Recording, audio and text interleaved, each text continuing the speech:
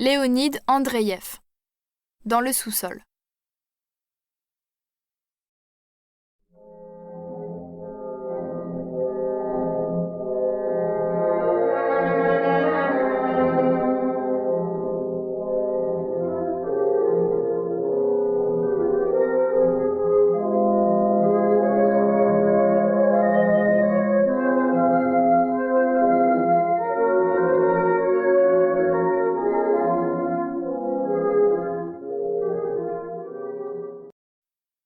Il buvait beaucoup, il avait perdu sa situation et ses amis, puis il était venu habiter dans le sous-sol, en compagnie des voleurs et des prostituées.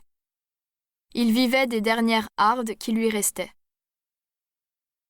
Son corps exsangue et maladif était usé par le travail, rongé par la souffrance et l'eau-de-vie. Et la mort, oiseau de proie, aveugle à la lumière du soleil et clairvoyant seulement dans les ténèbres, le guettait déjà.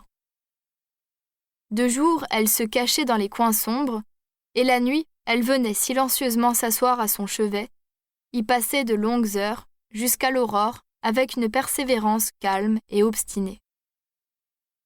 Lorsqu'aux premières lueurs du jour, il sortait de dessous la couverture, sa tête pâle aux yeux d'animal pourchassé, la chambrette était déjà vide. Mais il ne croyait pas, comme les autres, à ce vide trompeur. Il examinait les recoins avec défiance.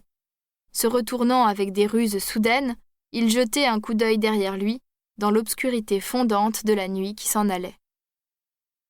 Alors il voyait ce que les autres n'aperçoivent jamais.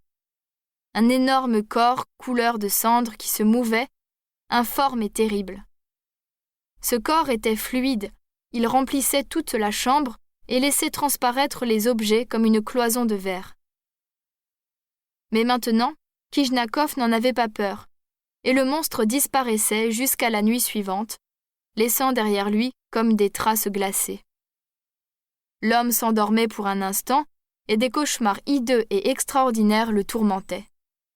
Il voyait une chambre blanche, au plancher et aux murs immaculés éclairés d'une vive lumière blanche, elle aussi, et un serpent noir glissait sous la porte, avec un bruit léger semblable à un rire. La bête, appuyant sur le sol sa tête plate et aiguë, rampait rapidement en se tortillant au travers de la pièce et disparaissait mystérieusement pour reparaître de nouveau sous la porte avec sa langue visqueuse et ses anneaux qui se déroulaient comme un sombre ruban noir. Et ce manège recommençait sans trêve. Une fois, l'homme vit en rêve quelque chose d'amusant et il se mit à rire. Mais le rire sonna, singulier, pareil à un sanglot étouffé, et c'était lugubre de l'entendre. Dans la profondeur inconnue de l'âme, quelque chose pleure ou rit, alors qu'au même moment, le corps gît immobile comme un cadavre. Peu à peu, les bruits du jour naissant frappaient ses oreilles. Les voix des passants qui résonnaient sourdement, le grincement lointain d'une porte, le crissement du balai du portier enlevant la neige entassée sur le seuil, tous les sons vagues de la grande ville qui s'éveillaient.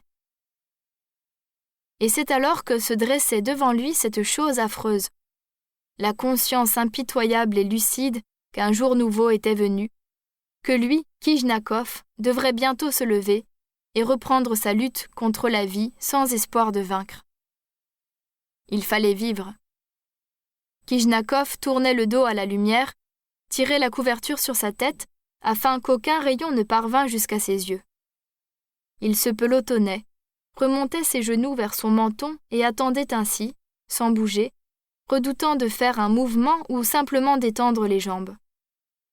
Les hardes dont il se couvrait pour se protéger du froid qui régnait dans le sous-sol s'élevaient en un grand tas sur le lit, mais il n'en sentait pas le poids et son corps était glacé. Chaque fois qu'arrivait jusqu'à lui un son parlant de la vie, il lui semblait que son corps s'enflait et s'étalait à découvert. Alors il se contractait encore davantage et gémissait silencieusement, sans voix et sans pensée, car maintenant il avait peur de sa propre voix et de ses propres pensées. Il priait on ne sait qui, afin que le jour ne vînt pas, et qu'il lui fût toujours possible de rester couché sous son monceau de guenilles, sans bouger ni penser. Puis il tendait toute sa volonté pour retenir le jour qui grandissait. Nous espérons que vous avez apprécié cet aperçu. Pour continuer à écouter ce livre audio sur Google Play Livres, utilisez le lien dans la description de la vidéo.